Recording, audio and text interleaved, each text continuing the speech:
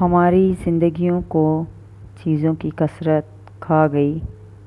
کسی دور میں 10 یا 12 گانوں والا ایک کیسٹ ہوتا تھا۔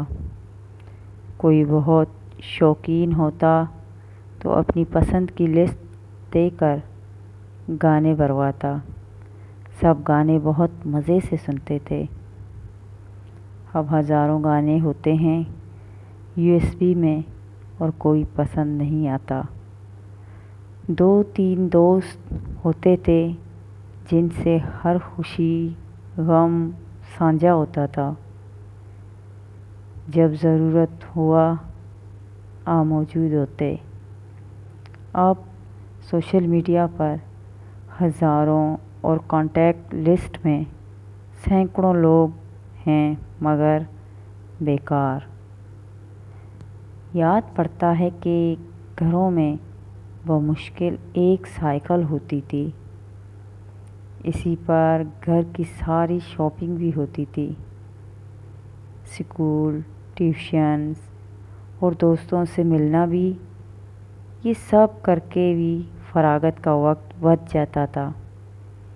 اب گاڑیاں اور بائیکس کھڑی ہوتی ہیں مگر ان پر کام ختم نہیں ہوتے۔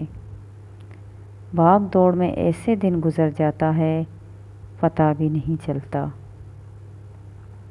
اور اس سے بھی مزے کی بات، اس ایک سائیکل کو بھی روز پنکچر لگتا یا ٹائر میں اسپرنگ والے ہینڈ پمپ ہوا بھرنی پڑتی۔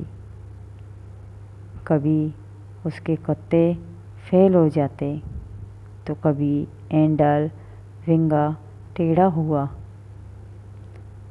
کبھی چین اتر جاتی تو کبھی بریک فیل۔ ان سب مشکلات کے باوجود کبھی کام نپٹانے میں مشکل نہیں پڑتی تھی۔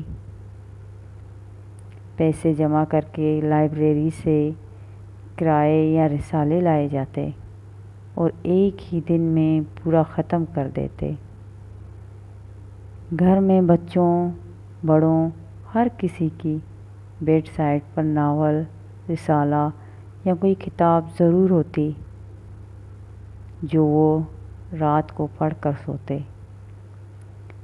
پیسے ڈال کر VCR منگوایا جاتا، فلموں کی لسٹ بنتی اور گروپ کی شکل میں بیٹھ کر فلمیں دیکھی جاتی۔ اب تو موبائل پر جب چاہیں فلم دیکھ لیں، مگر وہ مزہ اور طلب ختم ہو گئی۔ مجھے یاد پڑتا ہے گرمیوں میں سرِ شام صحن میں چھڑکاؤ کر کے چارپائیاں ڈل جاتی۔ سونے سے پہلے سارے دن کی رپورٹیں ایکسچینج ہوتی۔ ایک پیڈسٹل فین ہوتا تھا اور لائن میں 5 سے 6 چارپائیاں ہوتی تھیں۔ دور کی چارپائی تک ہوا مشکل سے ہی پہنچتی۔